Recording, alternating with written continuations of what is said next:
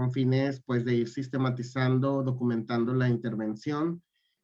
Bueno, pues la sesión se denomina Derechos Humanos y Democracia o Democracia y Derechos Humanos. Vamos a revisar la relación de estas, vamos a revisar un poco sobre la implicación de la administración pública, ¿no? En la construcción de, garantizar los derechos humanos. Vamos a reflexionar de cómo finalmente la democracia es justo, es como el resultado, ¿no? Del ejercicio y garantizar también derechos civiles y políticos como esta gama de derechos humanos. Y bueno, hemos invitado a la maestra Magali Preciado Reyes, ¿no? La maestra Magali Preciado tiene experiencia, bueno, capacitando a diferentes públicos, es maestra en igualdad de género, es maestra en desarrollo internacional, ambos posgrados, uno lo obtuvo en España, el otro en Estados Unidos, es también ingeniera industrial por el CETIS Universidad. En la experiencia, pues tiene más de 10 años de experiencia en temas de derechos humanos, igualdad entre mujeres y hombres, en temas de responsabilidad social empresarial. Entonces, pues, ¿quién mejor que Magali, ¿no? También ha coordinado proyectos relacionados con derechos civiles y políticos en Baja California. Entonces, ¿qué mejor que Magali para que nos comparta y pues para que les capacite en esta cuarta sesión? Adelante, maestra Magali, sea bienvenida. Muchas gracias, maestro Yair, por tan amable presentación. Qué gusto estar con ustedes hoy. Veo incluso, ya no sé si hay parientes aquí, ¿no? Porque yo varios que pidan Prieto. Entonces, pues sean muy bienvenidos y bienvenidas Ana, André, Gil, Marisol, Mauricio, Tansi, Tito. Buenas tardes y pues voy a empezar a proyectar para irles platicando este tema como ya nos hizo el encuadre el maestro Yair de lo que vamos a platicar hoy. Entonces, denme un segundo y ustedes me dicen si se ve. Ahí ya se ve, ¿verdad? Sí. Muchas gracias, Tito. Bien, déjenme acomodar mis pantallitas para poder ver si ustedes me ponen ahí en el chat. Yo lo voy a estar viendo, también si alzan la manita. Ya tengo aquí la pantallita para poder ver cualquier intervención que ustedes gusten hacer, pues adelante.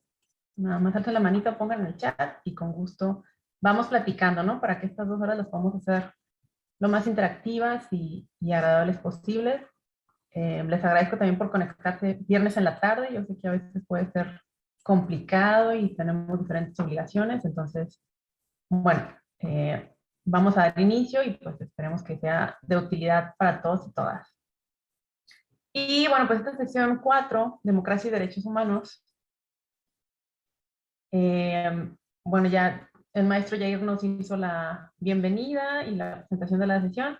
Vamos a revisar algunos contenidos en ese sentido y hacer un ejercicio. Vamos a dejar las indicaciones para el ejercicio autónomo que ustedes se llevan para trabajar en su tiempo y pues ya hacemos el cierre para estar terminando por ahí de las 6 de la tarde. ¿Va? Y nada más recalcando el objetivo de hoy, que es analizar la vinculación entre la democracia y los derechos humanos. También van a ver ustedes que va a haber relaciones con otras sesiones que ya tuvieron y con otras que van a tener todavía, ¿no? En esta Escuela de Derechos Humanos. Entonces, bueno, voy a ir directo al tema. Y, sobre la marcha vamos a ir teniendo oportunidad de participar todos y todas, ¿no? En algunos momentos voy a pedirles que me ayuden a leer o a comentar algo, entonces ya les iré llamando aquí como los vea que vayan llegando también. Entonces, el primer concepto para poder platicar hoy del tema, pues es democracia. Democracia es una forma de Estado, una forma de organización política que garantiza los derechos civiles, políticos y sociales que están establecidos en la Constitución. Y con ello, pues se puede aplicar el índice de calidad de la democracia, que es algo de lo que vamos a ver en un ejercicio. Vamos a ver qué tanto está la democracia pues calificada, ¿no? En nuestro país. Y vamos a ver qué opinan ustedes al respecto. Y la democracia también se define como una forma de organización del poder en la sociedad, con el objetivo de ampliar la ciudadanía, evitar o limitar la dominación de individuos o grupos que impidan este objetivo y lograr la perdurabilidad de la organización democrática. Entonces aquí hay varias palabras clave, ¿no? Es una forma de organización del Estado, por un lado, para garantizar derechos civiles, políticos, sociales, y también es una forma de organizar el poder, ¿no? Sobre todo de acotar el poder. Vamos a ir viendo esos elementos que nos permiten en un Estado democrático organizarnos y administrar, ¿no? el poder. ¿Cómo se diferencia este sistema de otros sistemas, de otros regímenes de gobierno y demás? Entonces la democracia pues tiene como origen y esta idea de que el poder descansa en el pueblo. Ahorita lo vamos a ver en la Constitución, ¿no? Que incluso así lo dice casi. Y que su ejercicio solo es delegado, ¿no? Es por ello que pues hay elecciones en las que delegamos el poder a quienes de nuestra preferencia, ¿no? Y esto implica que hay un mandato, pero también una posibilidad de ser controlado, ¿no? Cuando hablamos de que delegamos el poder a alguien más, quieren decir que básicamente, pues es como se le llama comúnmente funcionariado público, ¿no? Está al servicio público y esto es la voluntad del pueblo como tal, ¿no? Implica también que hay una posibilidad de alternancia, porque pues en la democracia, y como se ha dado en nuestro país desde el año 2000, hay esa posibilidad, ¿no? De que un día la mayoría de los votantes y las votantes digan, me voy por este lado, por este partido, por esta opción, ¿no? Y el día siguiente cambien de opinión, ¿no? Y tan es así, ¿no? Que ahorita ya tuvimos esa alternancia del PRI al PAN en el año 2000 y después del PAN al PRI, más recientemente, ¿no? Y después del PRI a Morena. Entonces, la democracia está este elemento de la democracia pues está muy vivo en nuestro país, ¿no? En los últimos años, después de haber tenido 60 años de un gobierno unipartidista, o bueno, pluripartidista, se supone que había varios partidos, ¿no? Pero que estaban finalmente, pues no tenían gran participación, ¿no? Más que estar ahí al servicio del partido. Pero a partir de que hubo esa alternancia, pues ha habido una y otra vez, ¿no? Es muy buen indicador de nuestras instituciones también, que se han forjado, a pesar de ser jóvenes, ¿no? Ya tienen una buena trayectoria. En el ejercicio, la democracia pues también se organiza como a través de instituciones republicanas de gobierno. Y es ahí que México pues es incluso una república mexicana, ¿no? Es otra manera en que se le conoce al país, precisamente por su forma de organización republicana. Y esto está normado en el Estado democrático de derecho. Y esta parte es fundamental en las democracias, ¿no? El Estado de derecho, la fortaleza de las instituciones, para poder tener una democracia sólida y una forma de gobierno que facilite estos valores democráticos que vamos a ver ahorita más adelante. Entonces, en su ejercicio, pues, democracia nos habla de que se toman decisiones para formular las políticas públicas y las normas, ¿no? Todo lo que tenga que ver con legislación, programas, proyectos públicos. Hay una toma de decisiones ahí en la que, en teoría, idealmente, pues también se consulta a la sociedad, ¿no? A la población beneficiada y participante. Y todo esto con el fin de que, pues, garantizar, materializar y extender los derechos ciudadanos en sus esferas políticas, civil y social. Entonces, este es muy importante, este primer diagrama que vemos, porque nos deja muy claro que la democracia pues, sí es una forma de gobierno, sí es un sistema, pero la finalidad es la garantía de los derechos de la ciudadanía. No es tener un mejor gobierno como tal o un buen uso del gasto público. Esos son metas parciales que nos van a llevar al gran fin, ¿no? Y aspiración de la democracia, que es hacer válidos ese ejercicio de derechos de la ciudadanía.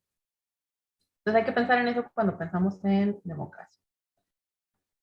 Ahora, pues Estado también es la sociedad. Cuando hablamos de Estado, nación, no de un Estado, una entidad federativa, ¿no? Como Baja California, pues nos referimos a la sociedad que conforma este Estado, que se hace un pacto social y se establece en documentos como la Constitución, y justo la Constitución empieza así, ¿no? Ahorita vamos a ver esos artículos.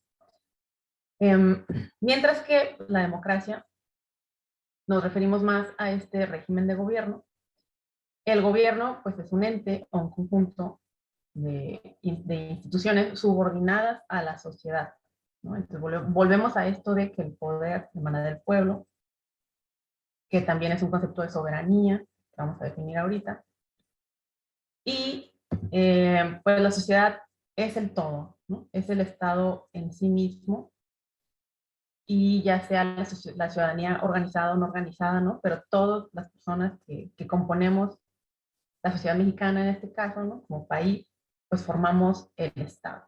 Entonces hay que hacer ahí la diferenciación entre Estado y gobierno, ¿no? Que son las instancias que en un momento, en una temporalidad, están como autoridades, ¿no? Y el año siguiente pueden cambiar. El gobierno está al servicio del Estado, ¿no? Es decir, de la sociedad. Y la forma en que se organizan estos gobiernos y el sistema como tal, pues es la democracia, ¿no?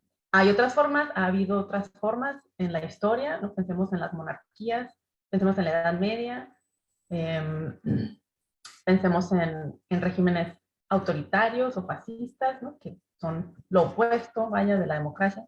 Entonces no es el único régimen, no es el único sistema que se nos ha ocurrido como humanidad, pero creo que sí podemos decir que hasta el momento es el que más facilita que podamos ejercer nuestros derechos. No quiere decir que porque vamos en un Estado democrático ya se puede, ¿no? Vamos a ver que hay desafíos, eh, o que porque hay elecciones ya se hace exactamente lo que el pueblo dice. No, pensemos incluso en la historia reciente, bueno, no tan reciente, pero siglo pasado, donde incluso Hitler pues fue elegido democráticamente, ¿no? Mussolini en Italia fue elegido democráticamente. Y eso pues no quería decir que sus formas de gobierno iban a ser ni incluyentes, ni que iba a haber derechos, ¿no? Sino que a partir de ser elegidos democráticamente, pues se orientaron más bien hacia un Estado autoritario, fascista y demás. Entonces, también pensemos en que nada más por haber un régimen democrático, eso no garantiza lograr este fin, ¿no? Del ejercicio de los derechos civiles, políticos, sociales, ambientales. Entonces, bueno, a partir de esta introducción, quisiera que alguien me ayude a leer esta primera partecita de la Constitución Política de los Estados Unidos Mexicanos, que justo el capítulo primero pues es de los derechos humanos y sus garantías. A ver si tenemos algún voluntario o voluntaria.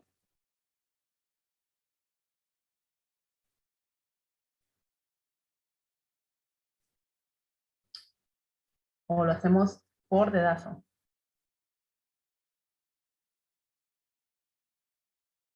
A ver, Tito, ¿andas por ahí?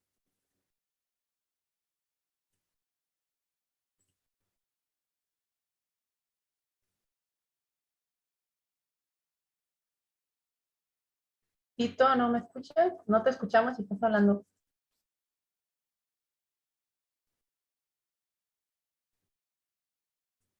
Ok, vamos con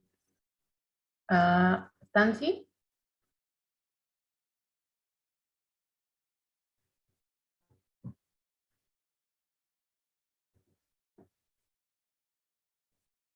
Tansi a la 1.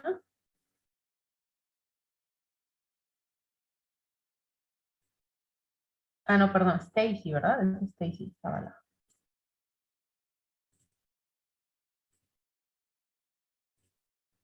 Creo que no nos escuchas tampoco. A ver, alguien que sí esté. Mauricio Prieto.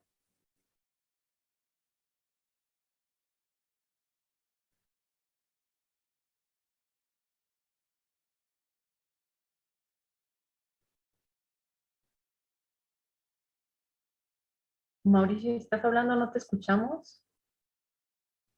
¿Me escuchan? Ya. Adelante, Mauricio. Ok, el artículo 1 desde todo. Por favor. Ok, artículo 1. En los Estados Unidos mexicanos, todas las personas gozarán de los derechos humanos reconocidos en esta Constitución y en los tratados internacionales de los que el Estado mexicano sea parte, así como de las garantías para su protección, cuyo ejercicio no podrá restringirse ni suspenderse, salvo en los casos y bajo las condiciones que esta Constitución establece. Muchas gracias, Mauricio. Ok. Vamos a leer el segundo también. ¿Quién andará por ahí? Martín Rodríguez.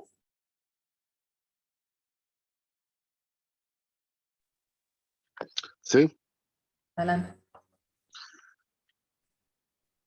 las normas relativas a los derechos humanos se interpretarán de conformidad con esta Constitución y con los tratados internacionales de la materia, favoreciendo en todo tiempo a las personas la protección más amplia. Gracias, Martín. Y finalmente el tercer párrafo que se ve aquí. Marisol.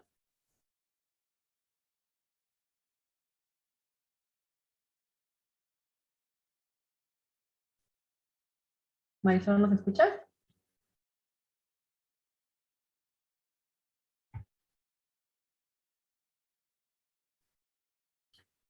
¿O no te escuchamos? A ver. Vamos a pasar con Gil Prieto. Buenas tardes, compañeros y compañeras. ¿Se me escucha bien? Sí, Gil, adelante. El tercero, ¿verdad? Todas las autoridades, en el ámbito de sus competencias, tienen la obligación de promover, respetar, proteger y garantizar los derechos humanos de conformidad con los principios de universidad, interdependencia, indivisibilidad y progresividad. En consecuencia, el Estado deberá prevenir, investigar, sancionar y reparar las violaciones a los derechos humanos en los términos que establezca la ley. Gracias, Gil. Entonces, estos son los tres primeros párrafos de nuestra Constitución. Fíjense cómo todos están orientados a la protección de los derechos humanos, ¿no? De todas las personas que vivan y transiten por nuestro país, ¿no? Tienen la máxima protección de derechos humanos. Incluso a partir de la reforma en 2011, es no solo los derechos humanos protegidos por nuestra Constitución, sino por todos los tratados internacionales que México haya firmado, nos protegen también, ¿no?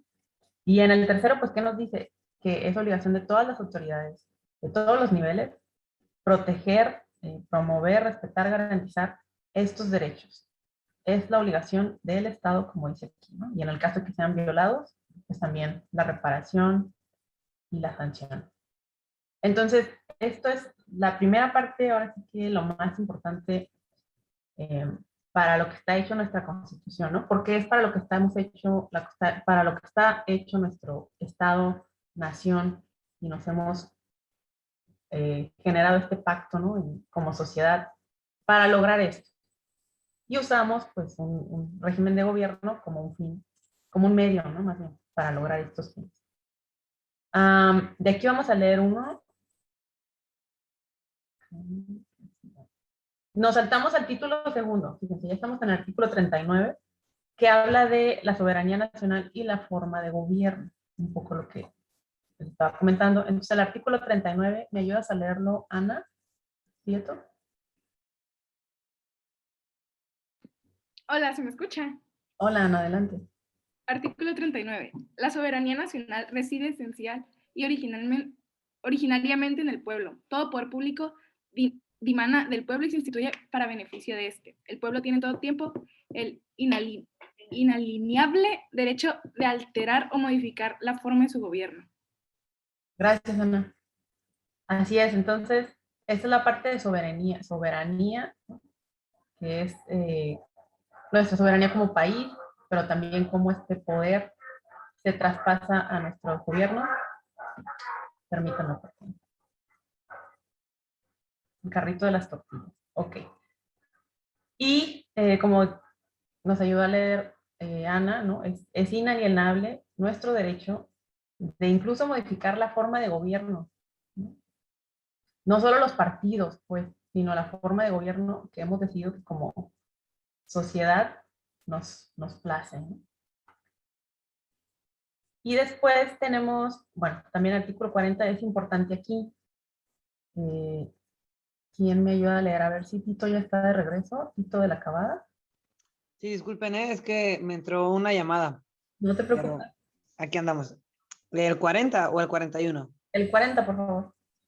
Es voluntad del pueblo mexicano constituirse en una república representativa, democrática, laica y federal, compuesta por estados libres y soberanos en todo lo concerniente a su régimen interior, y por la Ciudad de México, unidos en una federación establecida según los principios de esta ley fundamental. Gracias, Tito. Y entonces aquí nos habla no solo de la soberanía como república, ¿no? Sino que cada estado también tiene su soberanía. Y por supuesto nos habla de que somos una república democrática y laica también. Bien. Y finalmente de la Constitución vamos a ver aquí este artículo para poder pasar al siguiente tema. A ver si Stacy nos escucha, si nos ayudas a leer.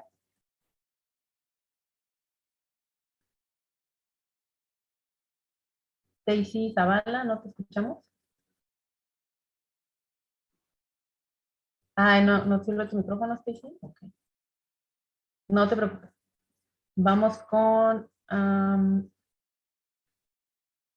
bueno, ya le estamos dando vuelta a la lista. Mauricio Prieto.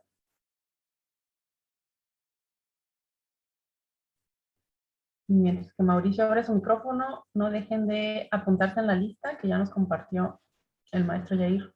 Sí, Mauricio, ya, adelante, si quieres a leer. ya, sí, artículo 116, ¿verdad? Sí.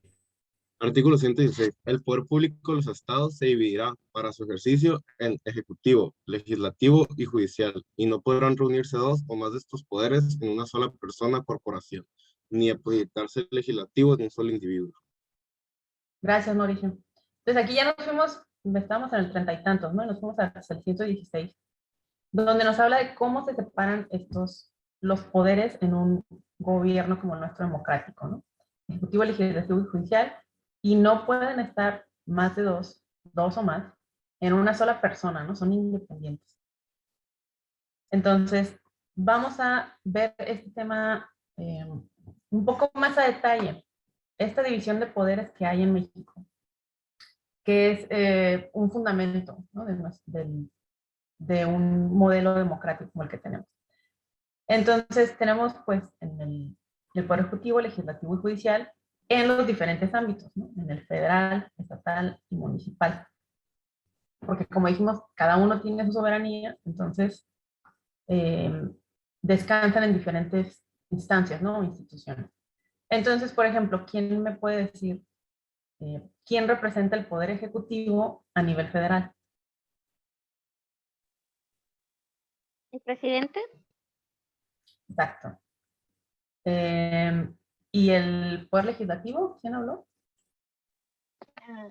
Marisol, perdón, no levanté la mano. No, está bien, Marisol, no pasa nada. Pero Sí, de una vez, ¿quién representa el Poder Legislativo a nivel federal? los diputados, el Congreso, Exacto. ¿Y el judicial?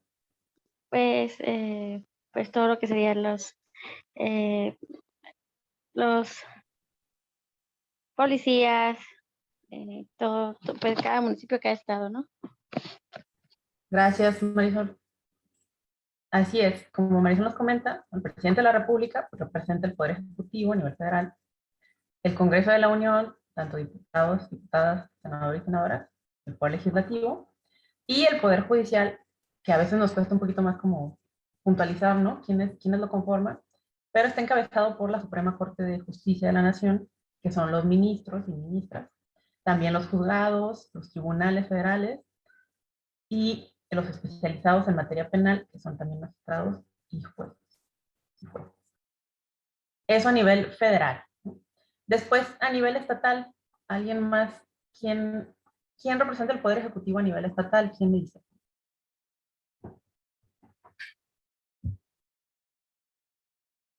Stacy, también puedes participar por el chat, ya que no sirve tu micrófono. Pero quien guste.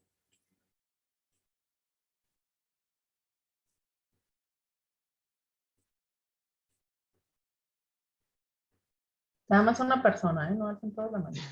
Los gobernadores. Ajá, el ejecutivo y el legislativo, ¿listo? Los congresos estatales. Ujú. ¿Y el poder judicial? Pues los aparatos de jueces y magistrados a nivel estado. Ujú. Gracias, Tito. Así es. Como ya nos comentó el compañero, pues el gobernador o gobernadora, que vamos a tener un poco más de gobernadores en el país. En el caso de la Ciudad de México, pues ya también, ¿no? Pero por muchos años fue jefe de gobierno. Poder legislativo, pues los congresos locales, como bien dijo Tito, Asamblea Legislativa del Distrito Federal, que está compuesta por diputados y diputadas locales. Y el Poder Judicial, efectivamente, los juzgados y tribunales locales y los especializados en materia penal, que también son magistrados y magistradas, y los jueces a nivel estatal. A nivel municipal, pues ya cada vez está más fácil, ¿verdad? ¿Quién me dice quién representa el Poder Ejecutivo a nivel municipal?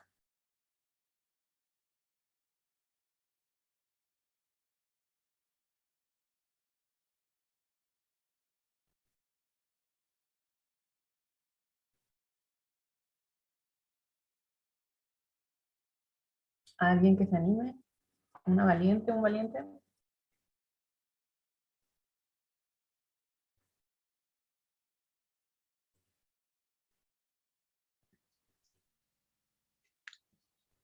Tito, ¿va de nuevo?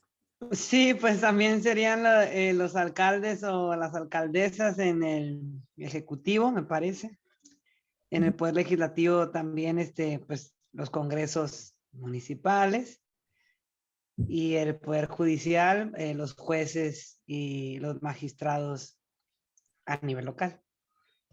Ok, vamos a ver, Tito, porque esta se ve más fácil, pero es un poco tricky, ¿no? Como dicen. Sí, en efecto, los presidentes o presidentas, alcaldesas y alcaldes representan el poder ejecutivo a nivel municipal. Pero en el caso del poder legislativo, en realidad los municipios no cuentan con un órgano legislativo como tal, ¿no? No hay diputados o diputadas a nivel municipal, solamente estatal y federal. Y el poder judicial, pues tampoco hay órgano judicial de carácter municipal, sino que hay los estatales a los cuales se adscriben. Adelante, Marisol, ¿tienes un comentario? Por ejemplo, una duda en referente a poder legislativo dentro de los municipios, ¿el cabildo o los regidores no entrarían ahí?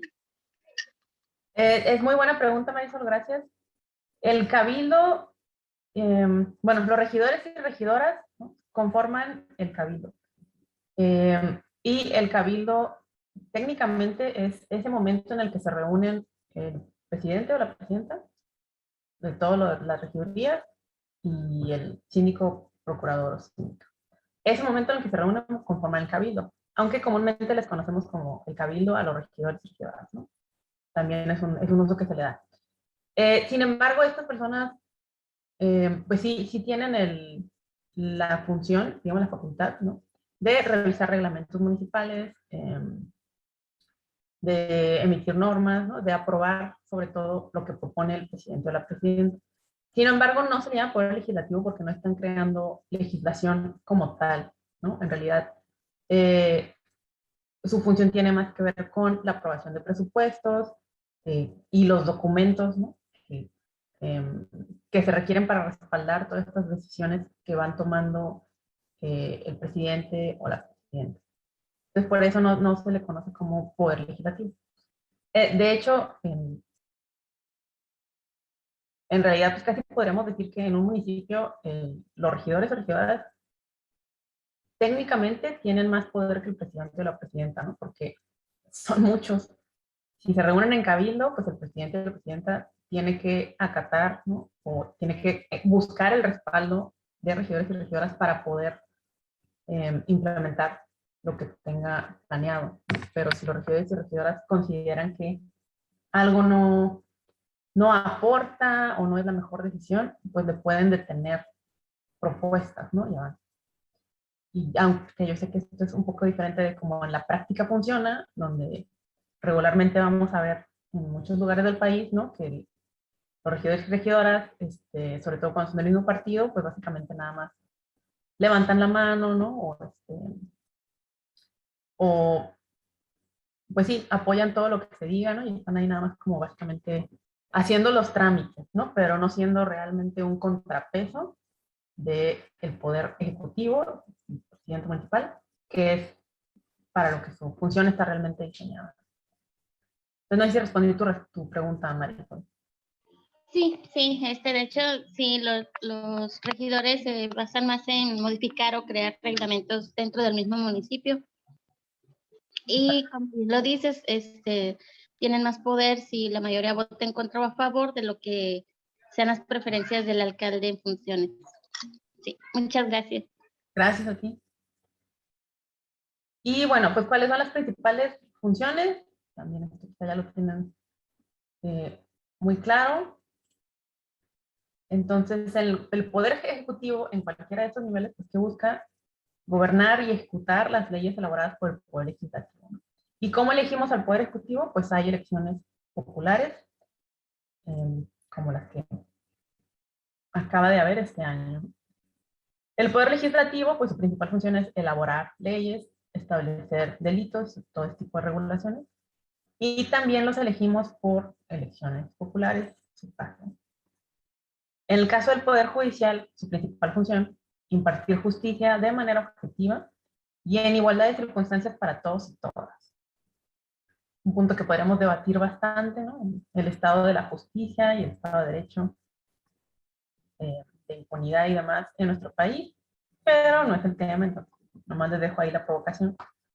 Y estos no son elegidos o elegidas, sino que son propuestos por el Ejecutivo y ratificados por el Legislativo, tanto en el ámbito federal como estatal, en el caso del Poder Judicial. Entonces, bueno, así es más o menos como se dividen los poderes en México. Recordemos que vimos hace unas diapositivas, ¿no? Que esta parte es fundamental, que recaiga en diferentes personas y que tenga autonomía cada uno de los poderes, porque en un régimen democrático buscamos que no haya esta acumulación de poder, ¿no? Entonces vimos en la definición que se busca, no recuerdo la palabra, ¿no? Pero como esta parte de modelar o limitar, ¿no? Los poderes. Entonces, literal se refiere a que no haya demasiado poder en una persona o en un ámbito, ¿no? Porque entonces empieza a haber un desbalance en la autoridad. Y regresamos pues a esto, de que la voluntad de la población debe constituir la base de la autoridad de un gobierno. De un gobierno pues democrático evidentemente, ¿no? Porque a lo mejor en Corea del Norte pues no van a pensar esto. O bueno, las autoridades no, quién sabe el pueblo, ¿no? Y fíjense, esta frase no es de la Constitución ni de ningún documento legal, es de la Declaración Universal de Derechos Humanos. Entonces, vamos a empezar a conectar a partir de aquí cómo la democracia y los derechos humanos, ¿no? se fortalecen entre sí y son necesarios, ¿no? Uno para el otro. Como dijimos, el fin de la democracia es que podamos ejercer nuestros derechos humanos. Y cuando pensamos en derechos humanos, pensamos en democracia, ¿no? Y que tengamos la posibilidad de elegir a nuestros gobernantes y que tengamos la posibilidad de levantar la voz si algo no nos gusta, ¿no? De organizarnos, etcétera, etcétera. Entonces, las mismas Naciones Unidas consideran que hay ciertos elementos centrales para la democracia. Uno, el respeto por los derechos humanos y las libertades fundamentales, la libertad de asociación, de expresión, de opinión. ¿Sí me escuchan bien todavía? Porque me salió un mensajito de que tengo muchas cosas abiertas, pero ¿sí me escuchan bien? Sí, sí, se escucha bien. Ah, bueno. Gracias. Gracias, Jay.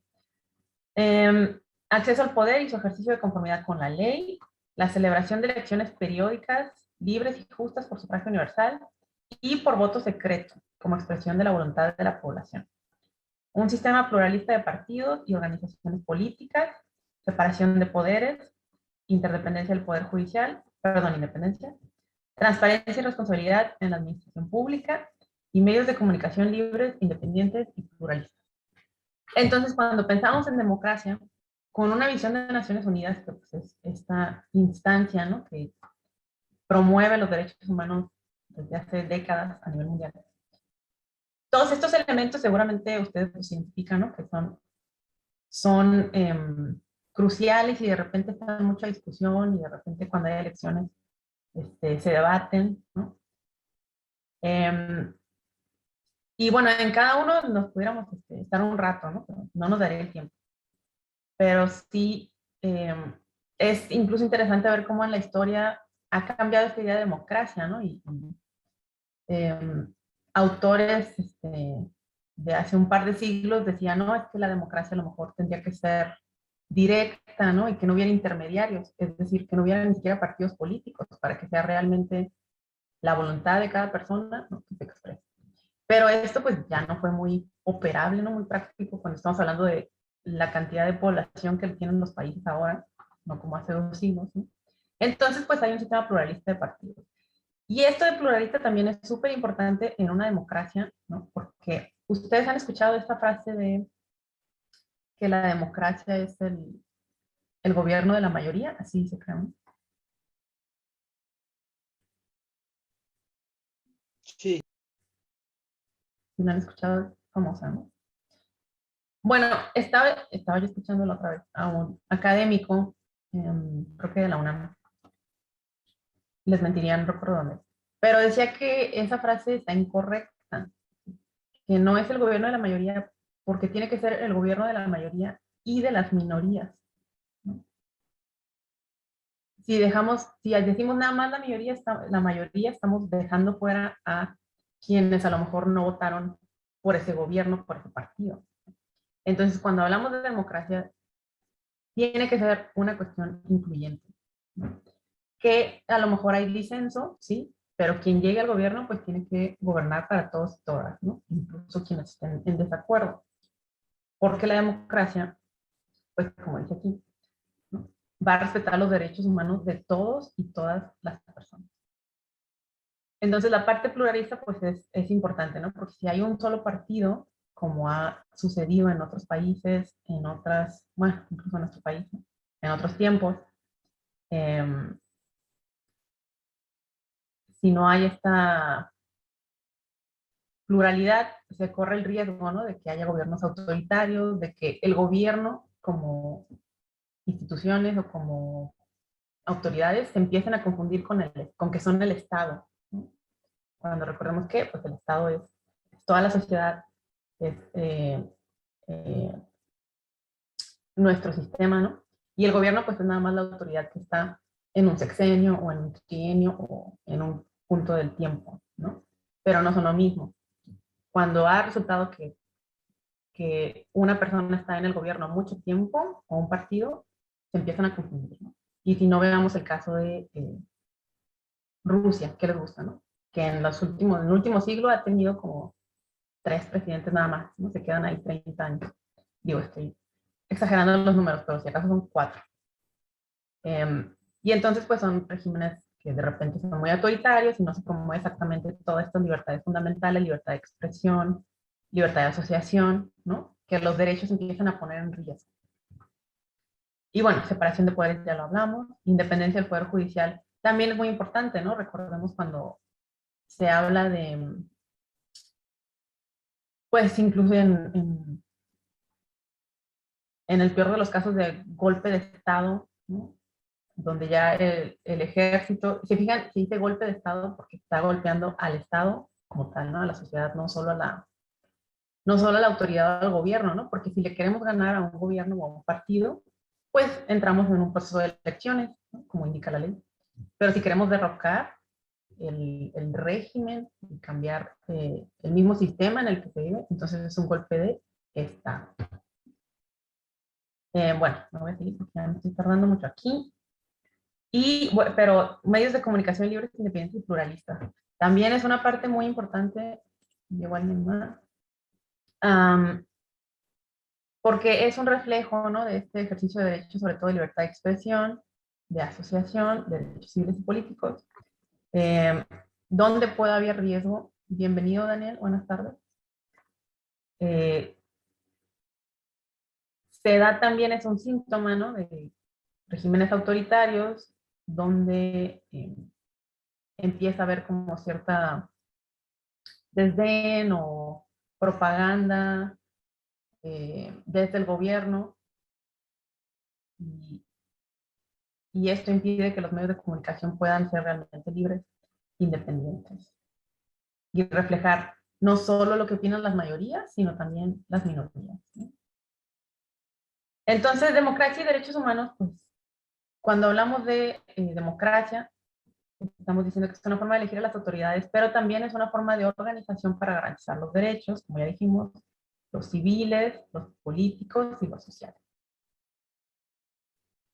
Esto, pues, nos brindaría, idealmente brindaría la capacidad de hacer efectivo el ejercicio de los derechos por parte de la ciudadanía. Pero para eso tenemos que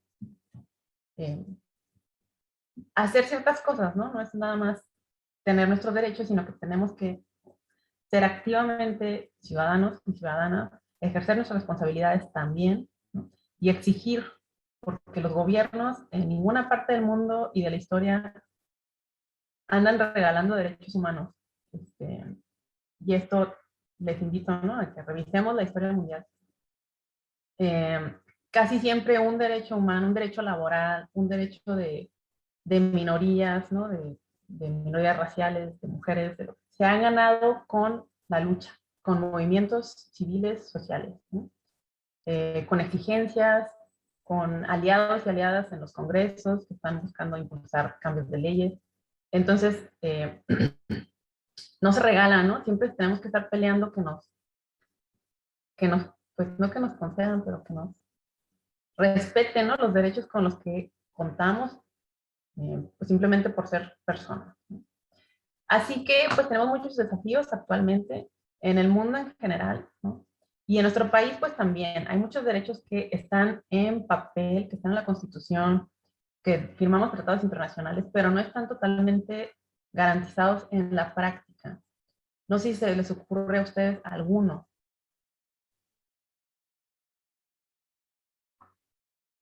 Algún derecho que a ustedes les preocupe que no está completamente garantizado como mexicanas y mexicanos. Derecho a la no discriminación. Ajá. ¿Por qué crees que no está garantizado completamente? Perdón, que estaba comiendo.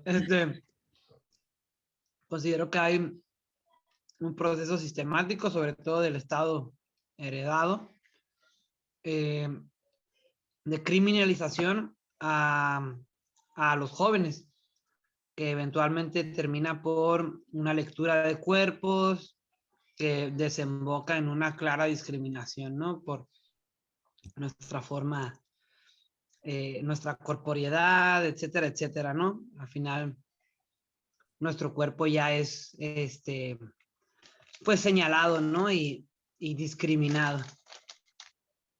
Claro, gracias, Tito, por el comentario. Bueno, antes de comentar, no sé si hay alguna otra aportación, algún otro derecho que ustedes consideren que no está totalmente garantizado en el país. Yo, Marisol, no sé si pudiera ser o entraría en esta área el derecho a la protección. Por ejemplo, aquí en Baja California, aquí en el municipio de Tecate, en especial en las mujeres, ¿no? Tenemos el derecho a la protección, sin embargo, últimamente se ha visto muy afectado más el feminismo, ¿no? Aquí en la ciudad de Tecate. Gracias, Marisol. Y también si nos comparte en el chat el derecho a elegir o ser elegido. Sí, y creo que si nos dedicamos 15 minutos a pensar esto, va a crecer la lista, ¿no? Porque de nuevo, una cosa son que estén en papel, ¿no? Y lo primero que vimos en la Constitución que decía, no, derecho a la no discriminación. Pero pues como ya nos planteó Tito, ¿no?, a veces empieza desde que nos ven, ¿no?, o incluso nosotros ejercemos cuando vemos a alguien. y todo esto de que la primera impresión importa mucho, ¿no? Y de repente lo tenemos como muy anclado en nuestra cultura, pero puede desembocar en discriminación, ¿no? Y una cosa es que lo hagamos entre nosotros, pero otra cosa es cuando viene desde las instituciones y entonces se constituye en una violación de nuestros derechos humanos, ¿no? Y si llega una mujer indígena con sus trajes tradicionales a pedir a lo mejor algún trámite, quizá no reciben el mismo trato, ¿no?, que otra persona que llegue pues representando un estatus a lo mejor alto, ¿no?, en lo que es en nuestra sociedad. Y el ejemplo que nos comenta Marisol, pues también, ¿no?, la protección de las mujeres cuando viven violencia, muchas veces son revictimizadas en las instancias, ¿no?, cuando quieren ir a denunciar violencia y les dicen, no, es que conténtate con tu pareja, ¿no? Les dicen a veces que hasta en la cama lo van a resolver. ¿Y qué pasa? Pues cuando son casos muy graves de violencia, la mujer ya no vuelve a denunciar, pero porque la terminan asesinando. Entonces, sí, definitivamente, derechos que están negados, ¿no? Violencia institucional. Y pues lo que dice Stacy también, ¿no? Derecho a elegir o ser elegido. Sobre todo esta parte de ser elegido, ¿no? Hemos, creo que, progresado bastante, ya hay candidaturas ciudadanas, ya hay, ¿no?, personas que han llegado a puestos de poder a través de estas candidaturas, pero tienen unas trabas, ¿no? Pero ustedes están enterados o enteradas, que es muy difícil conseguir la cantidad de firmas que solicitan, en los lineamientos que piden, ¿no?, para tener realmente esa posibilidad de ser elegido o elegida. Entonces, bueno, muy buenos ejemplos. Estadios de la democracia cuando pensamos en estas diferentes fases, ¿no? Una vez que nos conformamos como estados-nación, ¿no? Pensemos, justo acaba de pasar la independencia de México. Bueno, de hecho, el 15 es el Día Internacional de la Democracia, lo tenían por ahí en el mapa. Y pues en la noche el grito, ¿no?, que celebramos el inicio de la lucha de independencia, ¿no?, que pasábamos de ser, pues, un estado colonizado, un territorio, ¿no?, de poder español por varios siglos, a ser un país independiente. Entonces, a partir de eso, ¿no?, se empieza a desarrollar otro régimen, otro sistema, ya nos conformamos como un país, estado, nación, pues a lo mejor muy incipiente, ¿no? Y después tuvimos la Revolución Mexicana, bueno, antes las leyes de reforma, ¿no? Y hemos transitado por muchas fases, no tan sencillas, ¿no? Quizá algunas de ellas todavía inacabadas. Yo diría que estamos pues todavía en tránsito, ¿no?, para tener como una democracia consolidada, pero bueno, también ya depende de la opinión y la perspectiva. Vamos a ir viendo cuáles son algunos de los elementos que nos permitirían, ¿no?, llegar a esta democracia consolidada. Y fíjense esta frase que está aquí abajo, ¿no? La democracia refuerza la libertad de elegir, participar, exigir la rendición de cuentas y la transparencia y el Estado de Derecho, que son esenciales para ampliar las oportunidades y opciones que tiene la población para vivir mejor, lo que redundará en el desarrollo humano.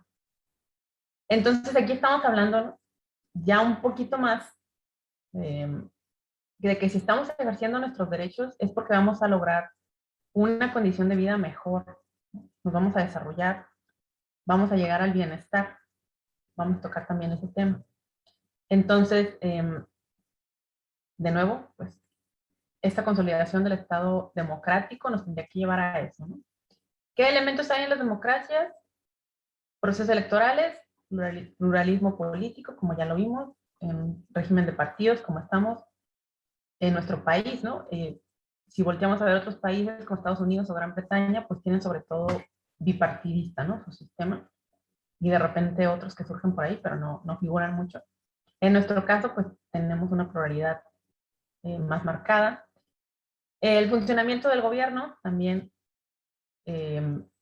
si actúa con gobernabilidad o no. ¿A qué se refiere esto? Pues que sea eficaz, que mantenga un equilibrio y que haya legitimidad, ¿no? Porque luego también pasa, ya ha pasado, sobre todo aquí en Baja California, ¿no?, que el nivel tan bajo de votación que tenemos, ¿no?, que a lo mejor vota el 30% del padrón electoral, y entonces quien gana termina ganando por, no sé, 17%, 15% a lo mejor de toda la población de Baja California, ¿no? Son los que realmente votan por quien queda en el gobierno. Y eso tenemos muchas administraciones que han ido en ese sentido, ¿no?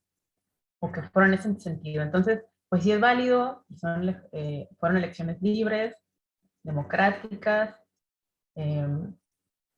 pero los resultados, ¿qué tan legítimos son? ¿No? Ese es el debate que nos queda. Y pues participación política, porque ahí va a estar conectado con este punto, ¿no? ¿Qué tanto participamos como ciudadanía en las elecciones, por un lado, pero no son las elecciones, ¿no? Si hay una cultura política alta, nos va a ayudar a que se garanticen los derechos civiles, porque de nuevo, no nos van a regalar, entonces hay que participar políticamente. Entonces, bueno, ahí en eso me da mucho gusto ver que estén ustedes jóvenes, ¿no? Involucrándose, participando, ya sea a través de un partido, como en este caso, o fuera de, ¿no? Pero es importante que estemos participando desde jóvenes. Y bueno, vamos a hacer este ejercicio para que ya se cansaron de escuchar mi voz, tomamos un break, pero no break de que nos vamos a ir, ¿no? Sino que vamos a revisar una nota sobre el índice de democracia en el mundo que desarrolla The Economist. Les voy a poner aquí la liga en el chat. Les voy a pedir que lo lean. Y posteriormente vamos a compartir opiniones sobre este artículo y sobre la posición de México en este índice de democracia global. Entonces, ahorita dense unos 5 minutos para leerlo y ahorita les paso la liga para que vamos a ir poniendo ahí nuestros post-its, comentarios sobre lo que están leyendo. ¿Dudas sobre el ejercicio?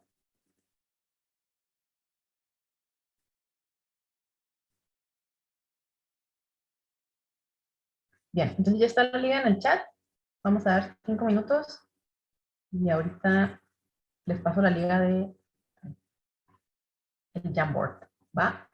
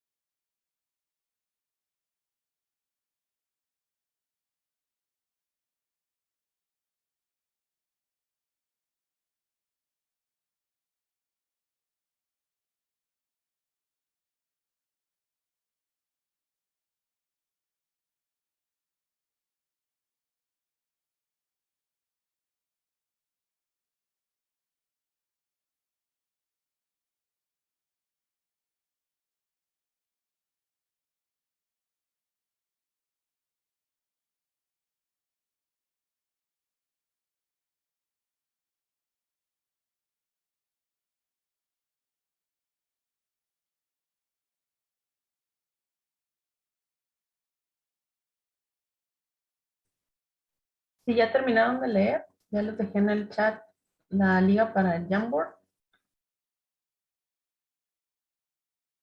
para que podamos poner ahí nuestras opiniones.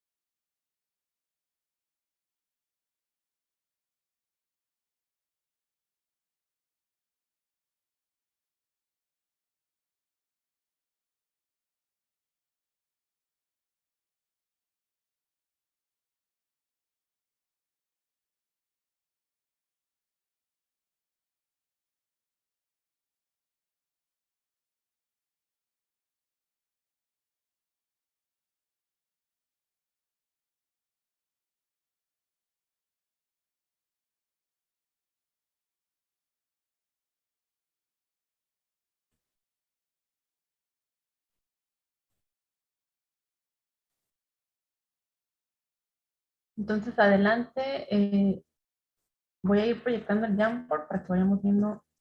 No sé si ya lo han usado antes, quieren que hagamos una demostración de cómo poner los post-its.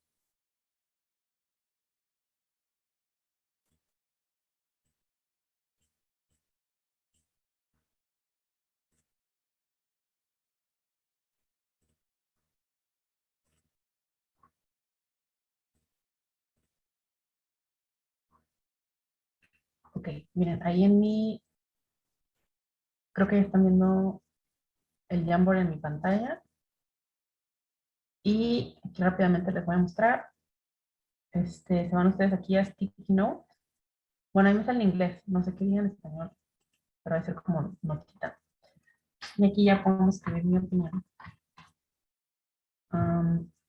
Y ya le dan save. Y se va directo para allá. Lo pueden hacer más grande o más chiquita y escribir todo lo que gusten. Me cae bastante. ¿Sí? ¿Dudas?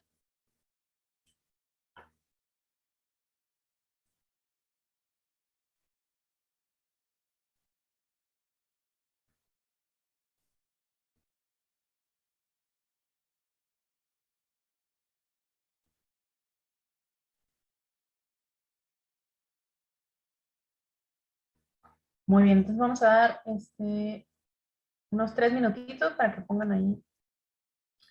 Ya está Martín, ya poniendo su post-it. Muy bien. Entonces pongan ahí qué impresión les da el artículo que leyeron, qué opinan de la posición de México, o qué opinan en general sobre este índice global de la democracia. Adelante, vamos a dar 3 minutitos, ahorita a las 5:10, cortamos.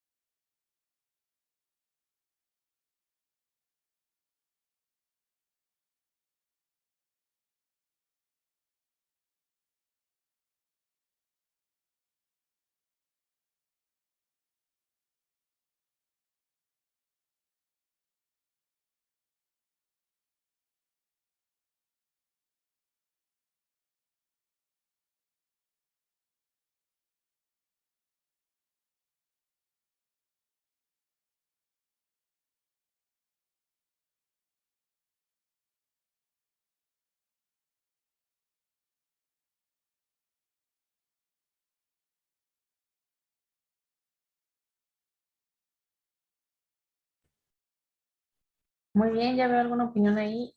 ¿Quieren que demos 2 minutos más? ¿Cómo van? Si alguien tiene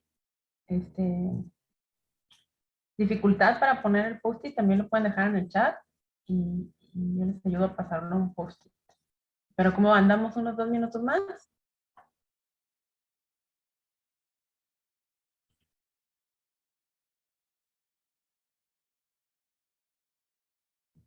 Ana, Daniel, Gil.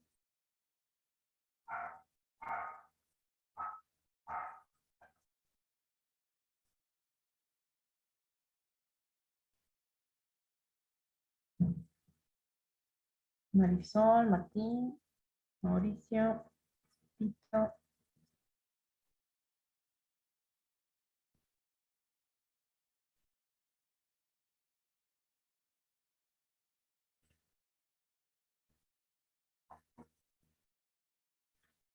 Ok, vamos a dar 2 minutitos más para quienes veo que están todavía escribiendo.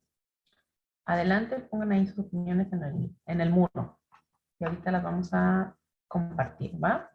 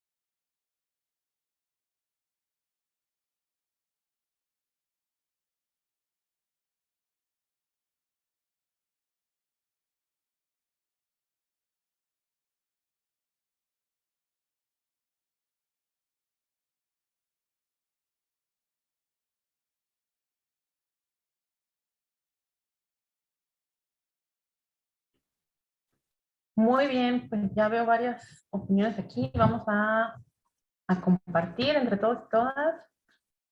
También hubo quienes nos pusieron en el chat.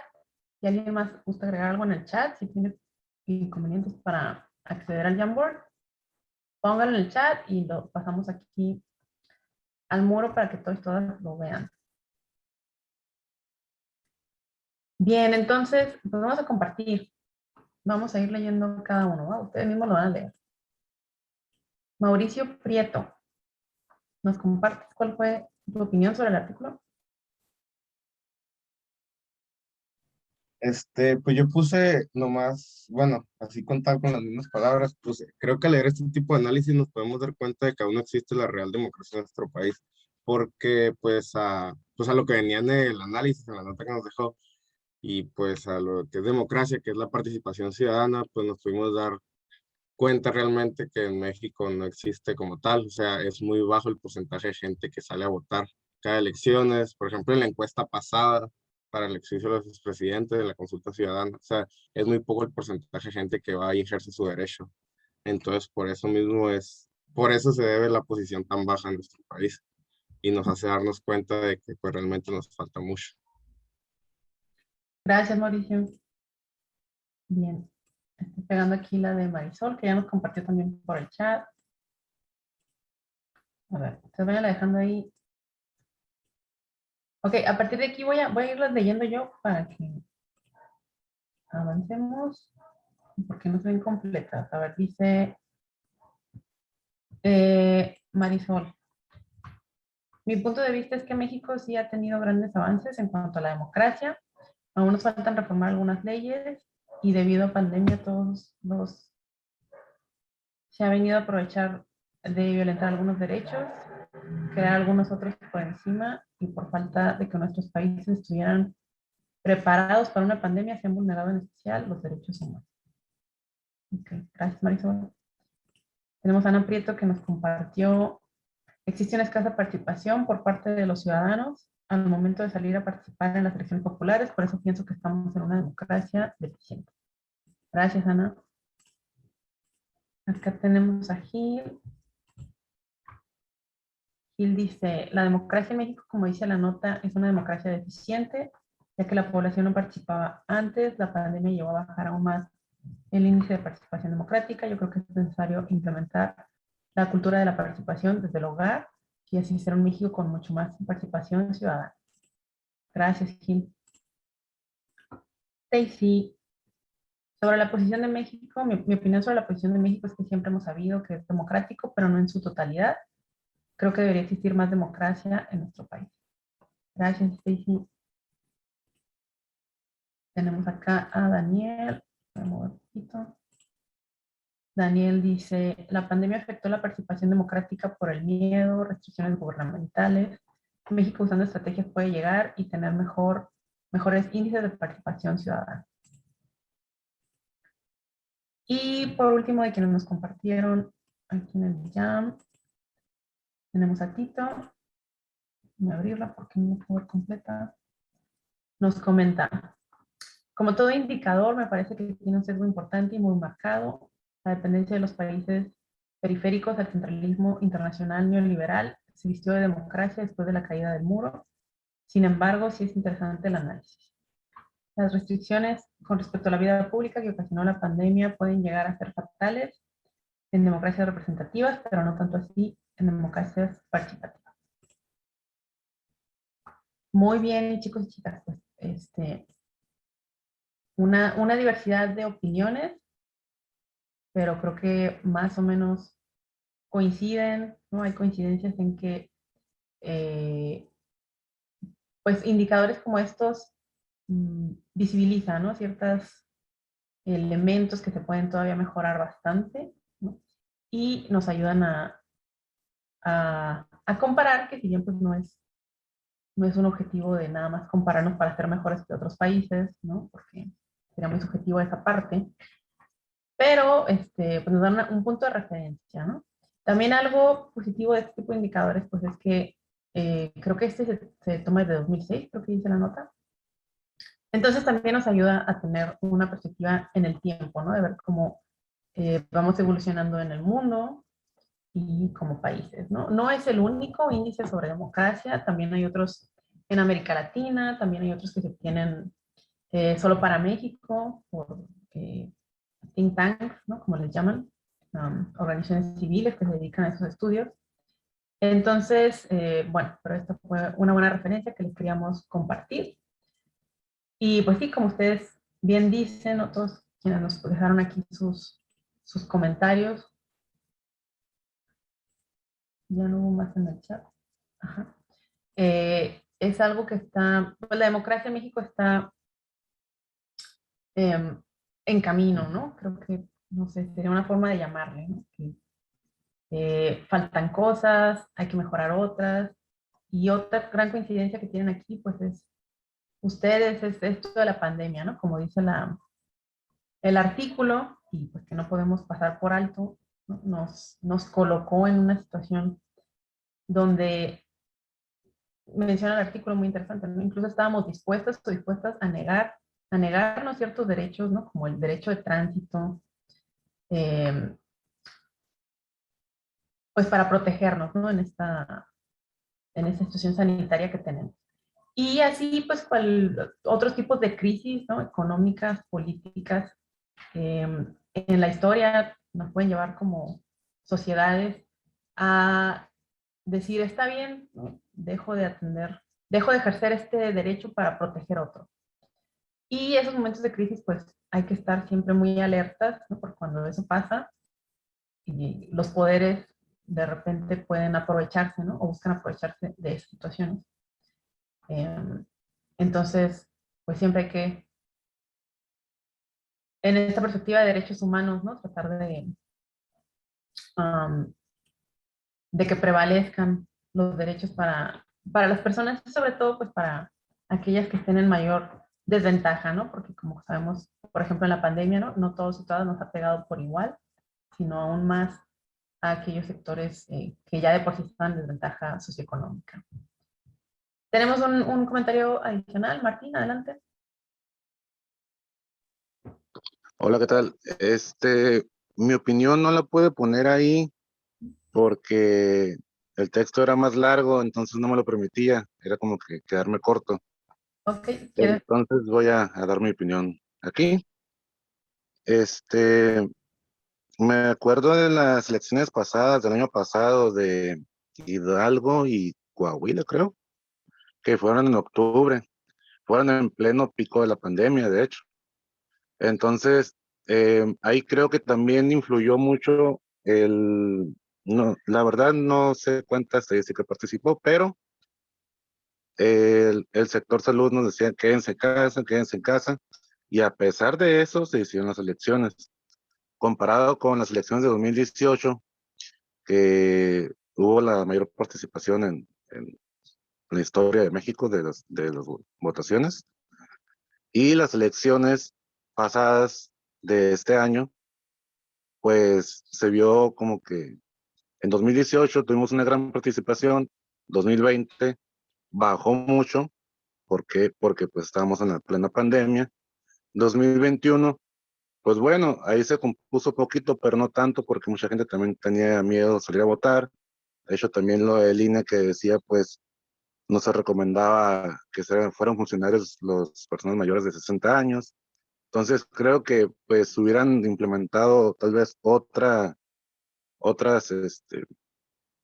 medidas o otras, no sé, pues no sé, de parte del INE, pudo haber habido mayor participación política. No sé, es mi opinión. Gracias, Martín, gracias por darnos tu opinión hablada. No sé si alguien estuvo en la misma situación de que no haya podido ingresar o escribir en el Jamboard, que quiera también hacer uso del micrófono. O alguien que tenga algún comentario adicional sobre lo que han puesto aquí sus compañeros y compañeras.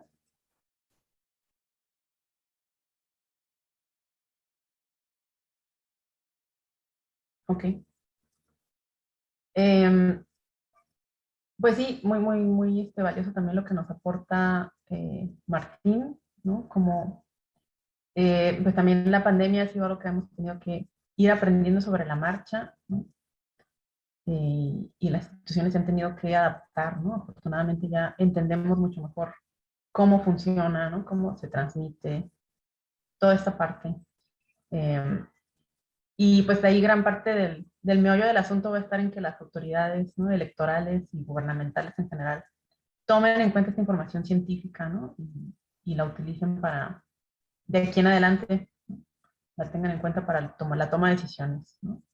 Y el derecho a la salud, recordemos que también es algo que tendría que ser promovido, ¿no? Por nuestras autoridades.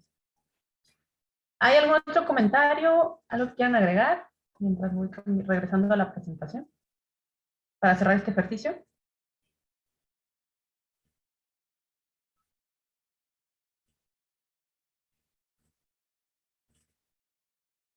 ¿No? Muy bien. Muy buena participación, muchas gracias. Creo que ahí ya ven de nuevo la presentación, ¿verdad? ¿Alguien que me confirme? Sí.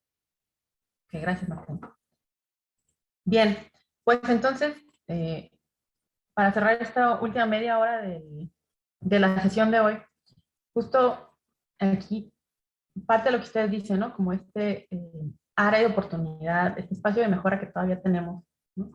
En nuestra democracia. Y se fijan en este diagramita, pues tenemos aquí el presente de un país X, ¿no?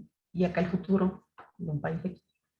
Cuando están las democracias pues, más incipientes, más en desarrollo, puede haber crisis de legitimidad. Y a partir de ahí, pues están las mejoras que hacemos a los procedimientos, a los procesos, a las instancias, la legislación, ¿no?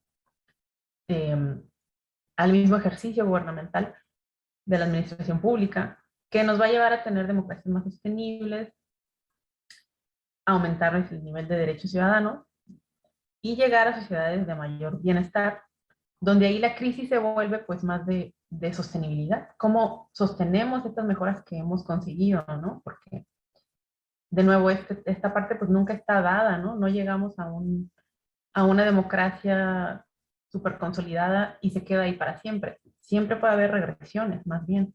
Entonces, el reto entonces es mantener estos avances, ¿no?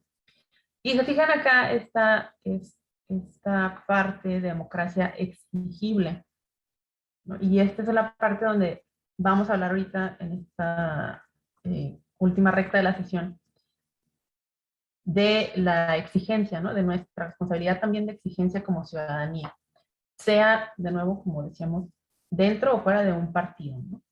Ciudadano y ciudadana. Entonces, democracia y ciudadanía. ¿Qué dijimos? Pues que la democracia, ¿no? Cuando nos organizamos socialmente, para la posibilidad, tener la posibilidad de garantizar y extender derechos y convenir en estas realidades concretas. Muy bonita aquí la redacción.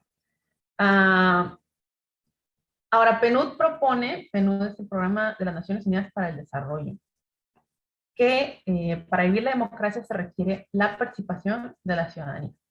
Y a esto le llama democracia de ciudadanía.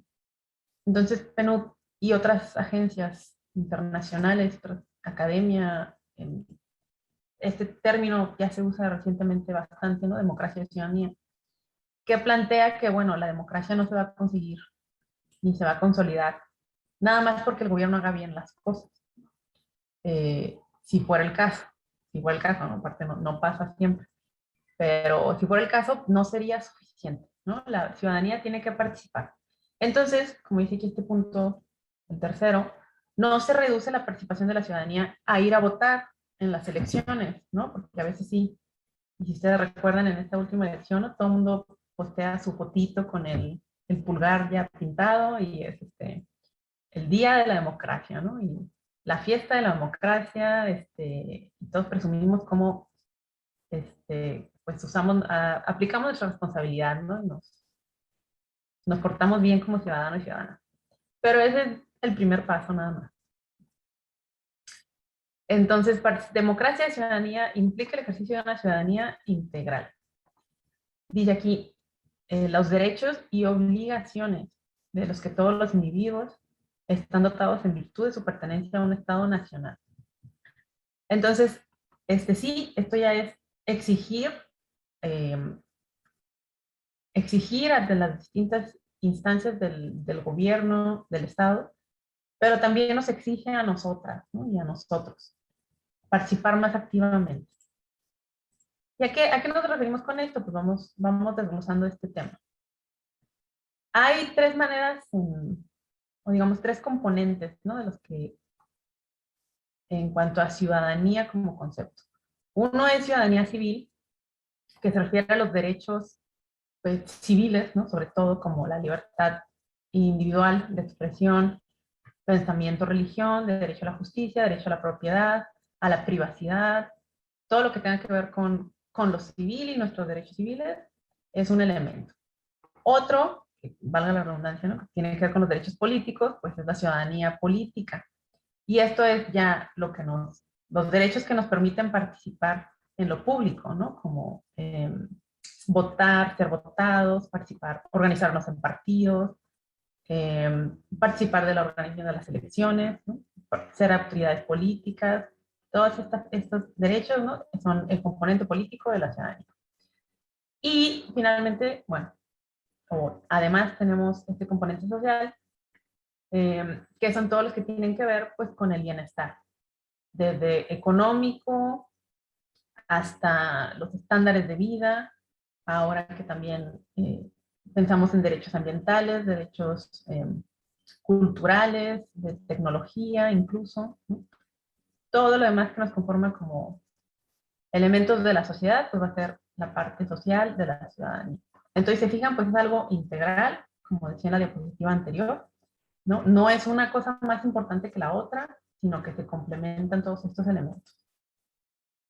Ahora, fíjense en esta frase, el bienestar ciudadano es el objetivo final del sistema democrático.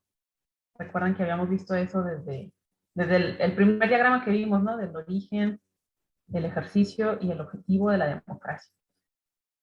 Que decía los derechos, ¿no? El ejercicio de los derechos. Aquí ya estamos avanzando un poco más al bienestar. El bienestar como objetivo de un sistema democrático, que además es una fuente de revitalización, duración y ampliación del sistema. Entonces, ¿qué quiere decir esto? ¿No? Que también entre más bienestar logremos como sistema democrático, pues más fortalecido va a estar nuestro sistema democrático, ¿no? Y más prolongado para ser, más sostenible, sustentable, y todo esto que nos hable del fortalecimiento, ¿no? de nuestra democracia. Entonces hablamos ya pues, de democracia, que conjunta todo esto de derechos humanos, de ciudadanía y también de bienestar o de desarrollo humano, como ustedes lo quieran ver. ¿Y qué implica? Pues eso, ¿no? Tener un régimen electoral, aunque no se limitan las elecciones, ya dijimos, pero sí es fundamental, ¿no? Y por eso es muy interesante lo que revisamos de lo que pasó durante la pandemia, ¿no? De que hubo gente que pues, tuvo miedo de salir a votar. Entonces, ahí se pone en riesgo, ¿no? También nuestras instancias, instituciones democráticas, ¿no? Dijimos, ¿no? Que la democracia es una forma de organización del poder, de acotar el poder, que para ello implica la existencia y el buen funcionamiento de burocracias y organizaciones en un estado dotado de poder. ¿A qué nos referimos? A la administración pública. Ahorita vamos a desglosarlo un poquito más, ¿no? Pero tienen que haber instancias, ¿no? Porque de repente también, no sé, el ciudadano común podemos pensar es que se van todos nuestros impuestos en burócratas, ¿no? Y hasta con un desdén como de que todos son rateros o rateras, ¿no? De repente no hay mucha apreciación del trabajo público, pero no puede dejar de haber, ¿no? Al contrario, tenemos que estar fortaleciendo, ¿no? Estos servicios de carrera, la profesionalización del funcionariado público, porque esto nos va a permitir fortalecer al mismo gobierno y así al Estado. Y bueno, pues el ejercicio de la ciudadanía integral que estamos platicando. Entonces, pasando un poco a esto de democracia y cómo se relaciona con gobierno. estamos diciendo que el fin del buen gobierno, independientemente de su forma, ¿no? Puede haber diferentes esquemas de gobierno en un sistema democrático, pero siempre debería ser el fin alcanzar el mayor bienestar posible para los habitantes y las habitantes de una sociedad. Entonces hablamos de la realización de sus derechos, su perduración y su difusión al mayor número de habitantes, ¿no? Recordemos que dijimos que no debe ser el gobierno de la mayoría, sino de todas las personas, no solo las que votaron por quienes hayan sido ganadores y ganadoras. Entonces, como gobierno, dentro de un Estado-nación democrático, hay 3 políticas públicas prioritarias que pues, un gobierno tendría que estar alerta y atendiendo. La primera, pues, es la tributación, la recolección, ¿no? de los impuestos, toda la parte fiscal, que permite a los gobiernos como tal funcionar, ¿no? No puede funcionar la administración pública sin el presupuesto. No podríamos plantear políticas públicas para resolver problemas sociales sin presupuesto. Entonces, esta parte es fundamental, ¿no? Lo otro, la universalidad, que es esto que les comento, que tiene que llegar a todos y todas, ¿no? La prioridad de los gobiernos tienen que ser todas las personas. Por supuesto que va a haber niveles de urgencia, ¿no? De poblaciones que tienen mayores necesidades en ciertos aspectos y otras en otros, ¿no? Entonces, la universalidad pues, va de la mano con la especificidad, ¿no? Que no podemos diseñar las mismas políticas públicas para todo el pueblo, para toda la gente, toda la población, ¿no? Hay que considerar las necesidades específicas y particulares de cada grupo. Y finalmente la seguridad pública, ¿no? Que es uno de los,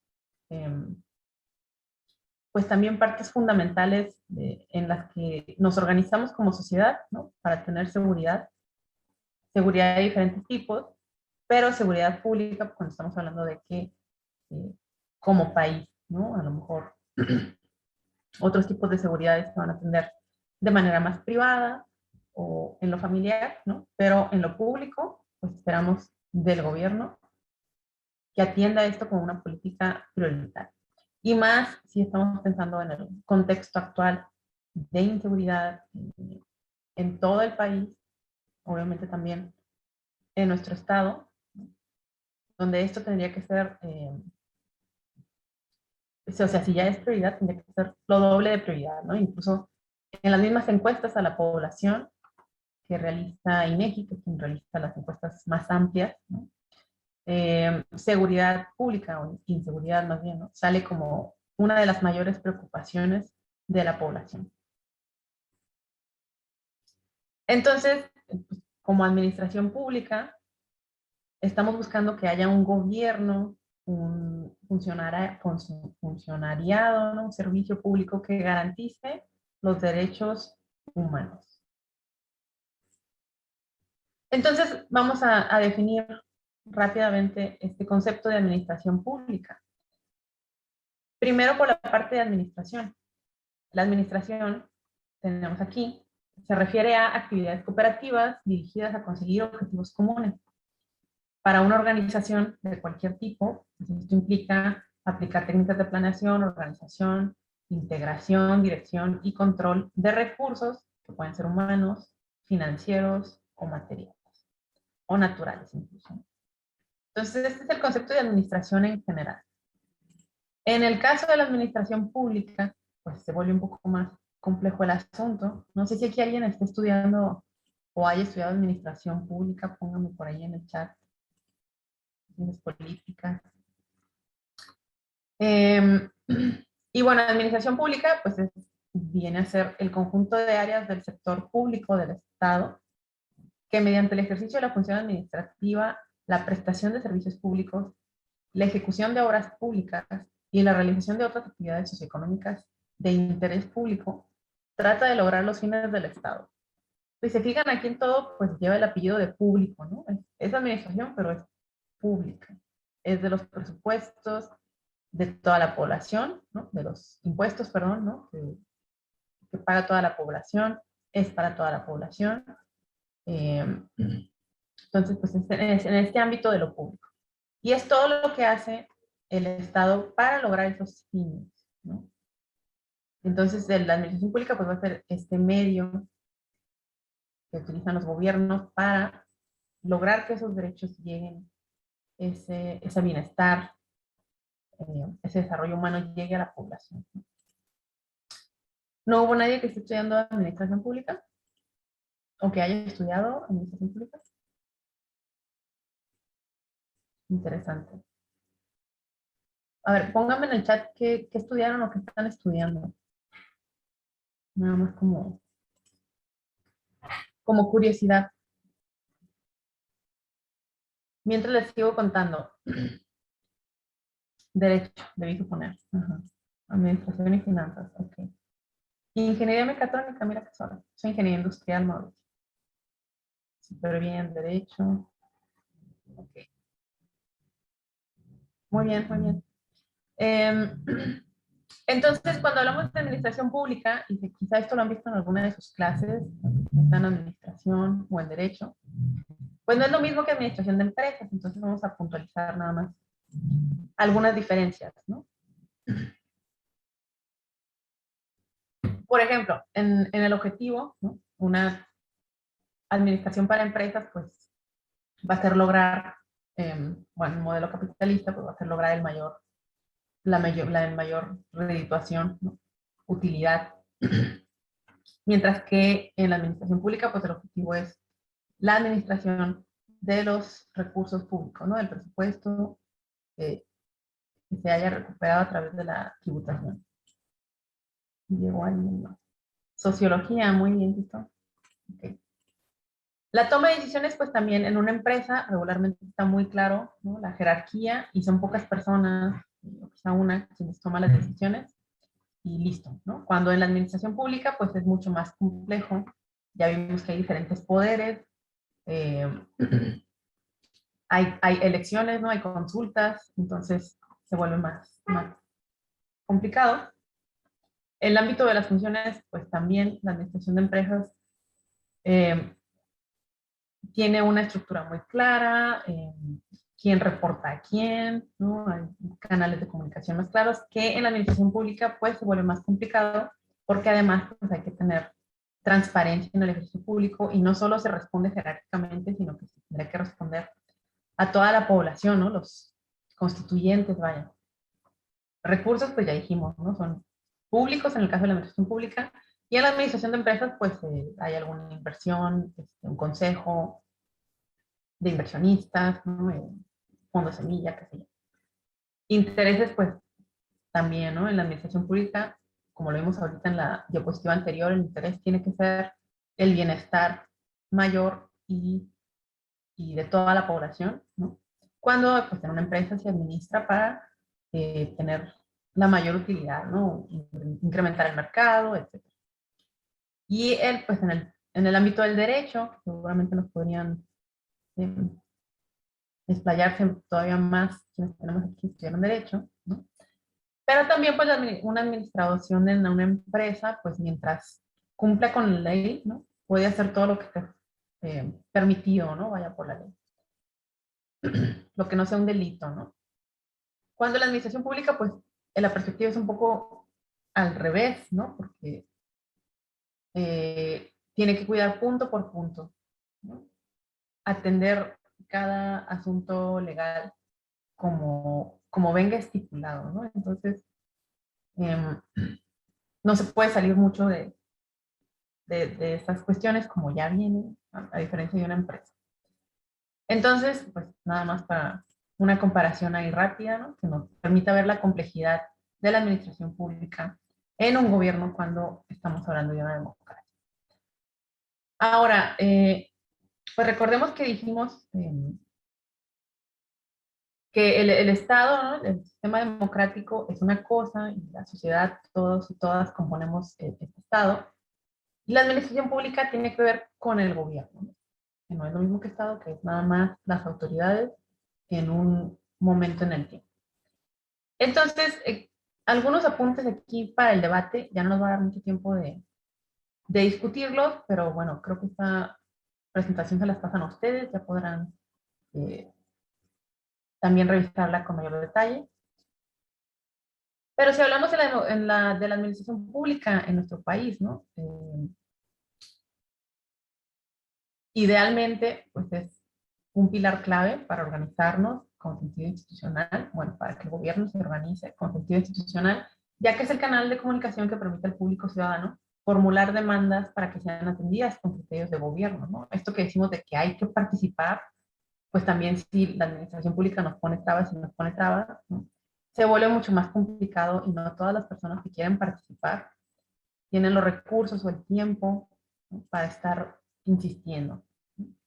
En México, ¿qué pasa? La administración pública es partidista, politizada, y la función de gobierno se efectúa sin tomar como referente los intereses públicos, sino los partidistas. Yo digo, no sé que tanto estén de acuerdo o desacuerdo con esta afirmación, por eso les comento que la provocación que les dejamos aquí, ¿no? Pero esto pasa cuando entra un partido, y lo podemos ver a nivel local, todavía más a nivel local, ¿no? En municipios, en estados, pero también a nivel federal. Donde entra una nueva administración, simplemente pues va para afuera todos los que estaban, ¿no? Y se pierde mucho aprendizaje, se pierde mucha continuidad, ¿no? Este cortoplacismo que tenemos como práctica en la administración pública, finalmente pues es nociva, ¿no? En muchos sentidos. Tenemos aquí también pues académico muy reconocido en el tema, ¿no? Dice: el gobierno democrático se caracteriza fundamentalmente por su continua aptitud para responder a las preferencias de sus ciudadanos, sin establecer diferencias políticas entre ellos. Volvemos a este punto de que el gobierno democrático tiene que ser para todas las personas, ¿no? Incluso para la oposición, para quien no esté de acuerdo, para las minorías, no solo para la mayoría que nos lleva al poder en algún punto, ¿no? Y luego tenemos aquí algunos comentarios sobre la alternancia, que la alternancia en el poder obliga a que la función pública asegure su continuidad e institucionalidad, ¿no? La alternancia es un valor de la democracia, creo que todos estaremos de acuerdo, ¿no? Cuando la alternancia se traduce, sin embargo, en remuniciones sin límites, ya nos pusimos un lenguaje muy elevado, se pierden capacidades, experiencias y avances, y pareciera que hay que empezar de nuevo. Entonces, la alternancia como valor pues tiene sus asegúnes, ya en la práctica, ¿no? Que pasa esto de que perdemos en un cambio de administración, perdemos hasta documentos, bueno, hasta los pocos años que a veces se llevan, ¿no?, de una administración a otra, de cualquier partido, ¿no? Estamos hablando, en general, de las prácticas de la administración pública. Y por ello, pues debe establecerse un sistema de reglas que asegure que a pesar de los cambios políticos o partidistas más bien, la atención y la ejecución ordinaria de los asuntos de gobierno y las cuestiones del Estado se atiendan. Entonces, bueno, estos son algunos retos que les compartimos aquí para la reflexión, ¿no? Retos de la administración pública. Quizá ustedes tengan interés o en el futuro les vayamos a ver ocupando algún puesto en la administración pública. Y hay que pensar en esto de dar continuidad, ¿no?, a los esfuerzos, porque si no desperdiciamos, al único que damos continuidad es al desperdicio de recursos públicos, ¿no? El uso ineficiente de las finanzas, porque a los otros 3 años hay que volver a hacer lo mismo que ya se hizo en la administración pasada, pero como tenía otro color, ¿no?, ya no cuenta y hay que pintarlo. Bueno, ese es un ejemplo, ¿no?, muy, muy simple. Y bueno, me voy rapidito porque no queremos también abusar de su tiempo, pero también es importante no dejar de hablar de este tema. Ahora, no sé, siendo esta la 4ª sesión, si ustedes ya vieron el tema de género y participación política, que creo que también está en el programa de las sesiones que van a ver. Bueno, no sé si ya lo vieron hasta aquí o lo van a ver más adelante, pero finalmente van a ahondar más en este tema, entonces yo nada más voy a hacer una mención muy rápida. Pero definitivamente que la paridad es ya en estos tiempos otro valor de la democracia, ¿no?, de los diferentes valores que hemos mencionado a lo largo de esta sesión. ¿Y qué nos dice ONU Mujeres? Bueno, que la participación paritaria de las mujeres en todos los espacios y niveles de la toma de decisiones es indispensable para el logro de un buen gobierno, para una democracia incluyente, el fortalecimiento del Estado de Derecho, la consolidación de la paz, la aceleración de la economía, la construcción de sociedades más igualitarias y el desarrollo sostenible. Fíjense todo lo que dice ONU Mujeres en lo que influye, ¿no? Tener paridad. ¿Y a qué se refiere la paridad? Pues a una representación igualitaria, vaya, de mujeres y hombres y de otros grupos también, ¿no? En estos espacios de toma de decisiones. No solo de elección popular, ya está pues reglamentado también, ¿no? Que en la parte de gabinetes y nombramientos de alto nivel tendría que haber paridad también. Entonces, ¿por qué es tan importante esto? Digo, reserva de que ustedes lo van a ahondar más en alguna otra sesión, ¿no? Pero estamos hablando de que las mujeres no somos minoría, ¿no? En el país. Al contrario, somos mayoría. Un poquito más, ¿no? Del 50%. Y pues sin embargo, los espacios que tenemos, aunque ha mejorado mucho en los últimos años, gracias a cuotas, sentencias, ¿no? Porcentajes casi obligados, pues todavía hay un largo camino por recorrer. Y hay un videíto que dura 3 minutos, entonces si lo alcanzamos a ver. Les voy a ponerla, bueno, déjame ver si en teoría lo debo de poder compartir.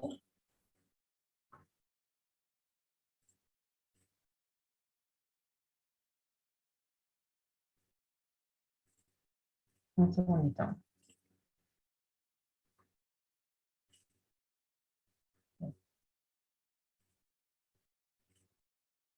A ver, ustedes me dicen si se oye. Si En no se oye. México, el déficit de participación política femenina se encuentra principalmente en la administración pública federal y el rubro político con menor participación de mujeres es el de las secretarías de Estado. Solo hay 3 mujeres en el gabinete del presidente Enrique Peña Nieto, compuesto por 18 secretarías. Así lo reveló el informe La democracia paritaria en México, avances y desafíos, presentado por ONU Mujeres y el Programa de Naciones Unidas para el Desarrollo. El informe ocupa el sistema Atenea, que monitorea la participación política de las mujeres en América Latina y el Caribe, combinando el análisis de información, la comunicación y la incidencia para promover la democracia paritaria en la región. Es un insumo extremadamente valioso porque nos detecta los problemas que tenemos, las áreas de oportunidad, pero adicionalmente nos da sugerencias de acciones concretas que se deben implementar.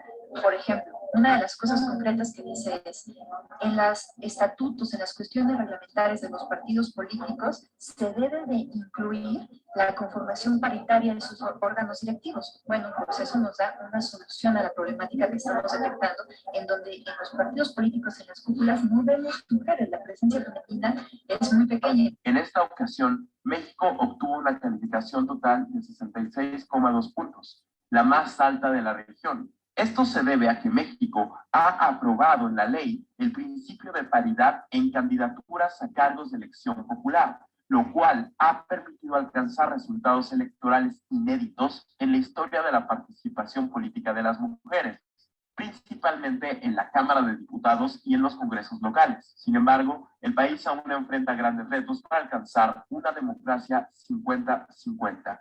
Las agencias de Naciones Unidas recomendaron acciones afirmativas para impulsar que las mujeres permanezcan y asciendan en la estructura jerárquica, que es predominantemente masculina, para así cumplir con el Objetivo de Desarrollo Sostenible número 5, que llama a lograr la igualdad entre los géneros y empoderar a todas las mujeres y las niñas. En el marco del objetivo hay una de las metas que está relacionada precisamente con la participación de las mujeres en los aspectos políticos y los aspectos económicos. Básicamente es un instrumento que va a permitir a la sociedad en general avanzar en lo que es la concreción de esta meta en el marco del ODS. Asimismo, el informe recomienda adoptar las reformas necesarias para que en la práctica haya paridad política en los 3 poderes y niveles de gobierno. Creo que hay que dejar muy claro que los derechos políticos de las mujeres no se limitan a votar y ser electas. Los derechos políticos de las mujeres significan la posibilidad de ejercer en igualdad que los varones a participar en todos los espacios donde se deciden los asuntos públicos. Eso tiene que ver con los 3 poderes y 3 niveles de gobierno. Reportó para ONU Noticias Luis Arroyo. Bien. Entonces, pues sí, como dice en el video, cuando regresamos presentación. Si estamos hablando de que la democracia tiene que ser para todos y todas, ¿no? Para toda la población, pues va a estar muy difícil que eso pase si más de la mitad de la población no está representada, ¿no?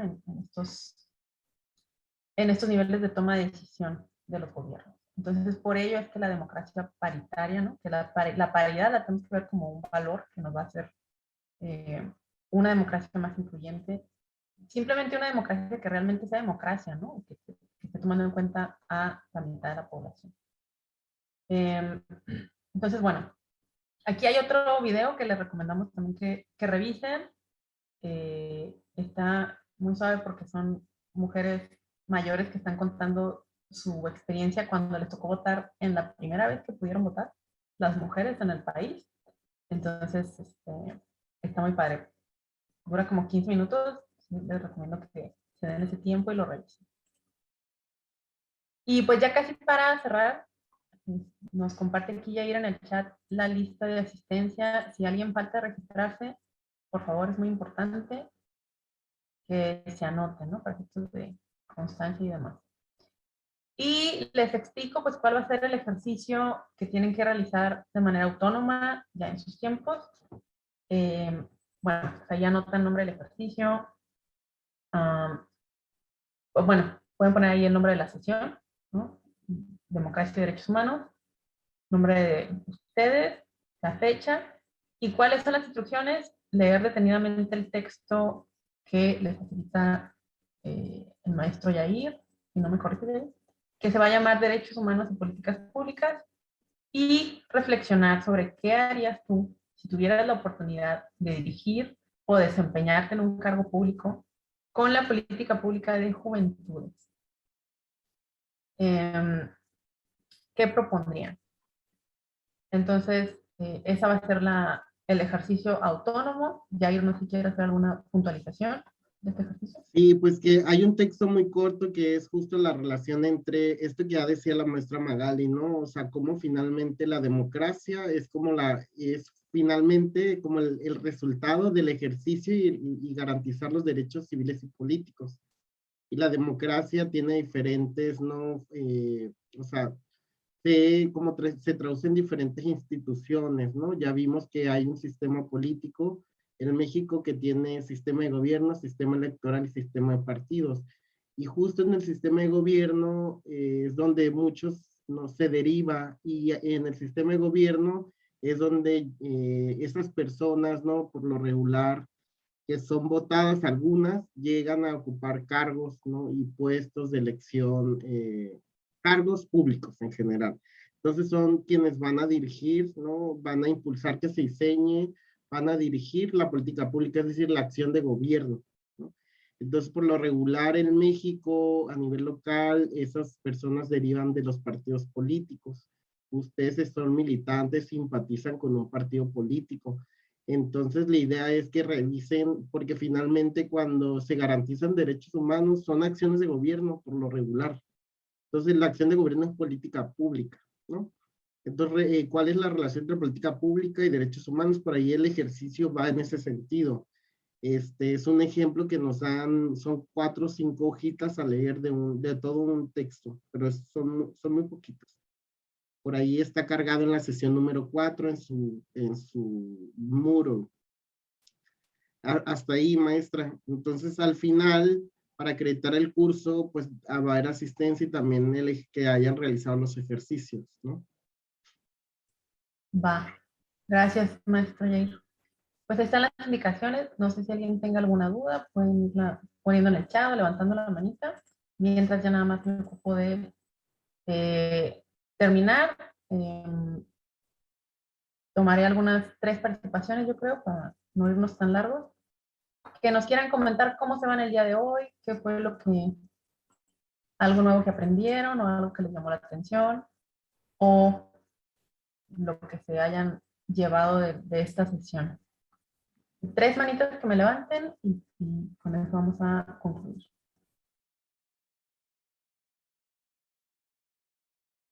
A ver, Tito, inicias el cierre. Adelante.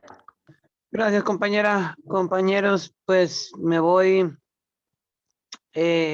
satisfecho con esta intervención de la compañera Magali. Sí es importante ver hacia adentro en nuestro país cómo se relaciona la democracia y los derechos humanos, ¿no? Cómo al final una plena democracia es aquella basada en un pleno ejercicio de derechos humanos, sobre todo esta segunda generación, ¿no? De derechos políticos, culturales, económicos. Bastante interesante, compañera, y gracias por la intervención y muy chido. Gracias, Tito, por los comentarios y al contrario, gracias a ustedes por su participación y por estar aquí hoy. Vamos a tomar otras 2 aportaciones de alguien que quiera comentar qué se lleva de esta sesión.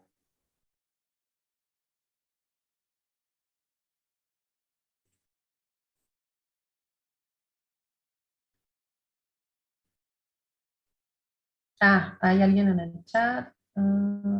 Marisol dice, aprendí la manera de las jerarquías de nuestro país hasta el municipio.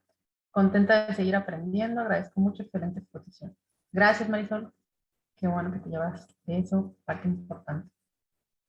Y una última intervención, ¿quién nos gusta compartir?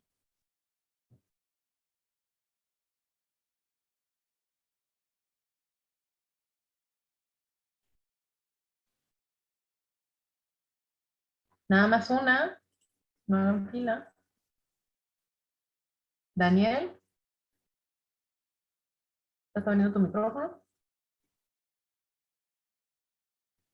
Pero no te escuchamos todavía.